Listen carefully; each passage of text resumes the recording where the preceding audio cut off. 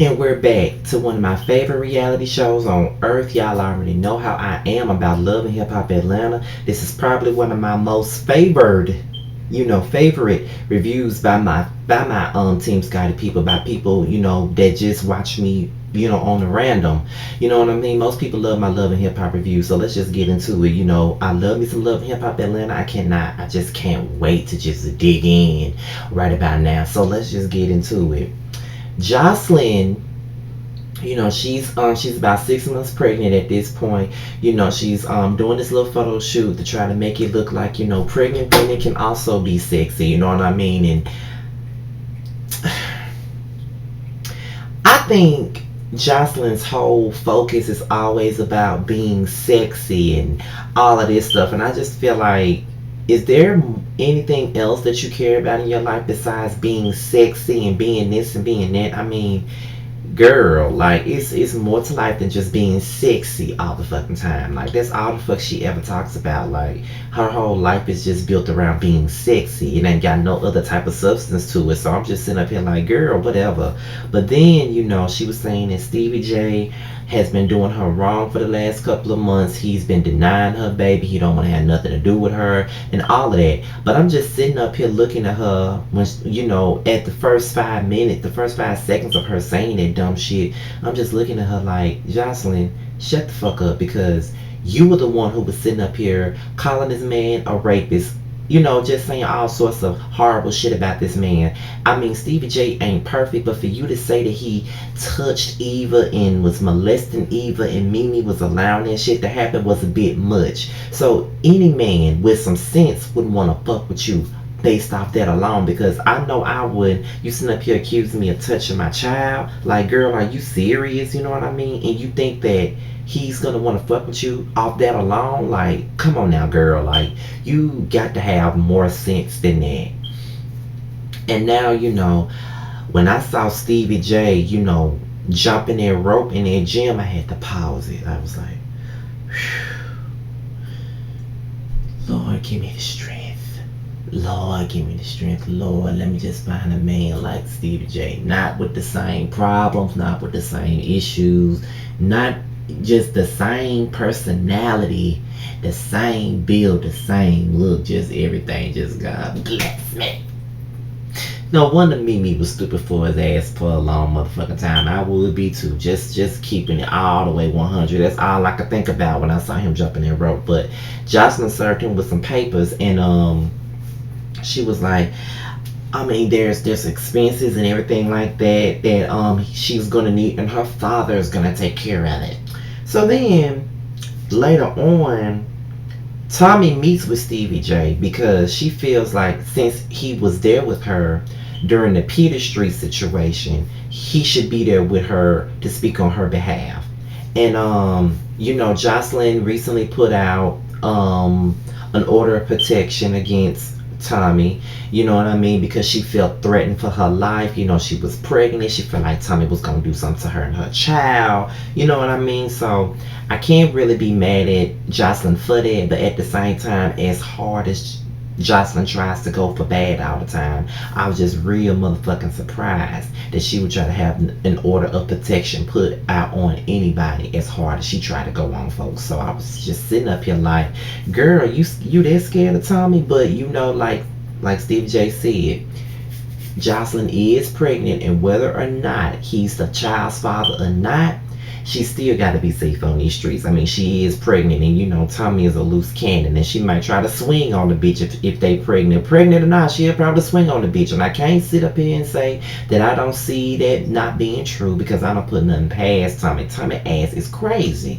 And by the way, she's right there in them damn opening credits, and that's where the fuck she needs to be. I can't lie, cause she came in for one season and shook shit up. So why is Jessica Dime not in the opening credits yet? She's still on here not doing a damn thing. Ain't that something? But Stevie J ends up telling Tommie about his situation with Jocelyn, how she's been going around putting shit out there on social media about him and talking about him like a dog, and he don't know if the baby his, and Tommie was like, well, she has been out with different crews, taking pictures with other niggas and stuff like that, and it is what it is. So yeah, all the odds are basically against Jocelyn at this point. I mean, everybody has every right to fucking disagree on whether the child is Stevie's or not. So at this point, Tommie and Stevie goes to the precinct to meet with the police, and Stevie J came there with her. He wanted to talk to the guys, but then they took her to the back, and they got it on footage that Tommie said that she was gonna shoot Jocelyn, so that was automatically against her. So for that, they took her to jail.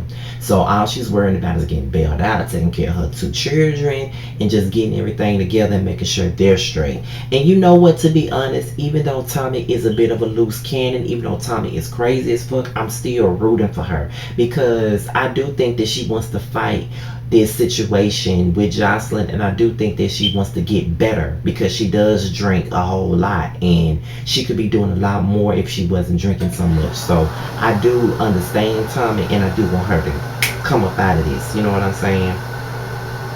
So Karlie and Jock, they're back together pretty much, but to Jock, they're not really back together. They just having a little bit of fun right now. They enjoying each other's company, and it is what it is with that situation. But I will say this: Karlie and Jock together is just entertaining to me. I love Karlie Red and Jock together as a couple. You know what I mean? Because they're funny, they're hilarious, and at the end of it all, you know what I'm saying, they just make great TV. And they're just gonna make a bit. Karlie feels like Jock owes her an apology for just about everything he ever did to her, for saying shit about her pussy being pimento cream cheese and cheating on her with Kadia and all sorts of stuff. And Jock feel like he ain't gotta apologize, so they make a bet. They make a bet. If if you do what the fuck Karlie wants you to do, you know what I'm saying? She wants you to pose nude for her sex book, and then you want Karlie to clean your house with nothing but high heels, brown panties, and blah blah blah. So I'm just sitting up here like, y'all need to stop it with the bitch. Y'all know y'all gonna wind up fucking each other, and that's just what it is. Y'all already know that, so stop it with the bullshit. So then Tommie, Mimi, Rashida, and Arian, they meet up with this girl named Melissa. And apparently Melissa is good friends with Jocelyn, and she's good friends with Mimi as well. But they have a hidden chemistry, but they never had the time to make it work out with each other. So they all discussing their tea, you know what I mean? Like, Tommie reveals that her and Waka are still separated. She found out that Waka had been messing around on her while they were married. So she decided to move out of the house that her and Waka shared, her and her daughter, and they got their own place. She still misses Waka, you know what I'm saying? She still wants the shit to work out. But at the end of it all, like, it's just too much for her to deal with. And y'all know I don't really care for Tommie.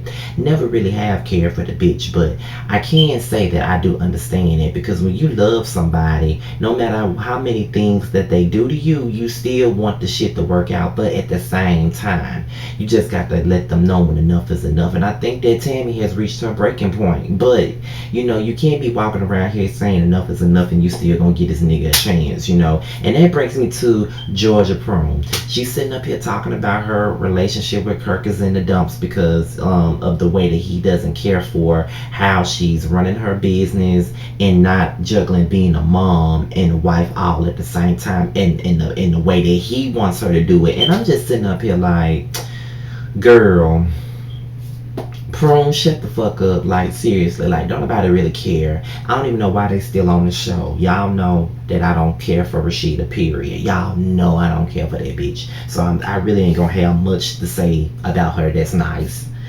So yeah. So then They talk about a masquerade party that Jocelyn is having, and when Melissa reveals that she's friends with Jocelyn, everybody like, you know what I'm saying? And then Tammy was like, I really liked you at first. I really liked you at first, but you friends with this bitch and blah blah blah. And me and Melissa was like, don't nobody like Jocelyn. Nobody's going to the masquerade party at all. So that's pretty much what that was. So then we get to Jocelyn's masquerade party, and she's there with Young Dro, and they release a new song. Now my thing about that is Jocelyn might as well just hang the music tip up, because ain't nobody really here for her music. Yeah, we like to watch her coon out on Love and Hip Hop Atlanta, but don't nobody really care about her music. And she's been talking about her music since season 1. Here it is, season 6, and she still ain't made no major moves with no music, so she might as well just leave that alone. But then Karlie arrives at the masquerade party knowing that she don't like Jocelyn, but she's not necessarily here for Jocelyn. She's here to spy on Young Jock. Melissa sees Karlie. She was like, okay, what are you doing here? And then she was like, I'm not here to see Jocelyn. I'm here to see Jock. And apparently Melissa knows Karlie as well. So Melissa just trying to keep Jocelyn from knowing that Karlie was even at the motherfucking party. So when Karlie comes over, that's when she runs into Jock over there talking to this chick named Jasmine. Apparently Jasmine used to date this nigga named Rodney that Mimi used to date back in the day. And that's when it comes out that she just had a baby. So then, Karlie Red was like, well, you just had a baby and he was in jail, so obviously she was out there messing around with another nigga. So that's when, Jasmine pretty much reveals, because Jock is friends with Rodney. Jock is friends with Mimi's ex, and Karlie and Mimi go way back. And apparently she was dating Rodney before she had Eva and before she even got back with Steve, because her and Steve J was on and off for 15 years. So there's some history within that situation. So Jasmine pretty much tells them that Rod isn't the father of her baby and that Kirk is. And then Jock and Karlie and Melissa like, Kirk? And she was like, Kirk Frost is my baby's father. Everybody is just yoked up. Like, can't nobody believe that this bitch just straight up said this shit. Can't nobody believe it. So then that's when, Jock winds up texting Kirk, because he's on the way. He don't want his homeboy to walk into a situation that he don't know nothing about. So then Kirk walks in, and then Karlie is all over his ass, like she ready to dig into his ass. And that's when Jock was trying to make some small talk, and Karlie was like, you know what, fuck it, let's just get to what it is. Do you have a child by this bitch right here? And Kirk tried to pretend like he didn't know Jasmine. He just sitting up here playing dumb like it ain't shit. Like, you can tell, you can look in his eyes, look in his face, hear it in his voice that he was fucking lying. You know what I'm saying? Like, he didn't even know how to get it out. You knew he was lying. So then Jab was like, you don't know me? Kirk said, do I know you? Oh, so you trying to act like you don't know me? So it's all about her going back, them two going back and forth about who know who and all of this bullshit. So then next thing you know, that's when Jasmine was like, well, you haven't, are you trying to act like you ain't never been to my house? You gonna act like you ain't never spent some time in my house before? And Kirk just acted like he don't know what the fuck going on. So then that's when Kirk decides to leave the party. So Karlie and Melissa call Paige Mimi 911. They meet up at the bar that Melissa owned. So then they get Mimi together and they all talk about it, and they just straight up said, we go to Jocelyn's masquerade party. It was so funny. That whole scene was funny because Karlie spit out her drink when Mimi asked her, like, did y'all make amends or something like that? And she was like, no, I was there to spy on Jock. So then when it all came out that, we ran into this girl named Jasmine and she used to date Rodney. And that's when Mimi started talking about her past with Rodney, how bad of a dude he is. So then that's when they revealed that Jasmine said that she just had a baby. The baby like 3 months old or something like that. And the next thing they was like, it's not Rodney's baby, it's Kirk's baby. So that's when Mimi was like, oh my God, y'all got to be lying. She didn't want to believe it, but it's the truth. And Karlie was like, I'm just here trying to back up Rashida because you know that Kurt already did her wrong already. So then Kurt rushes his ass home to get to Rashida before Karlie Red did. And he just sitting up here telling Georgia Prune this story about how this girl came up saying that she got a baby. But Rashida ain't stupid. But she is stupid. But she's trying to get a little bit of sense in this scene because she was like, you can't go on something without proof. But I know my husband. And he said that he don't know Jasmine. He ain't never fucked her and ain't nothing ever happened. So Rashida says, is there anything you want to let me know? Kirk said, no. Boldface lie. So we end the episode with Stevie J and Jocelyn coming face to face. And y'all know that they always end the episode right there. So we gotta wait till next week to see how this shit goes between Stevie J and Jocelyn. But this was my review on Love and Hip Hop Atlanta. Y'all, I'm so fucking tired. I worked a 10-hour shift, and even after my 10-hour shift, I'm still trying to give y'all this video because I was sleepy as fuck on my Real Housewives of Atlanta review, and I was yawning my ass off, and I didn't want to give y'all another video of me yawning like that because I made a lot of y'all sleepy too. So with that being said, y'all, this is my review, and all of my social media is at the bottom. Make sure y'all like, rate, comment, and subscribe. It would be greatly appreciated. And I'm out of here, y'all. Gonna take my ass to bed, and I'll see y'all later. Peace.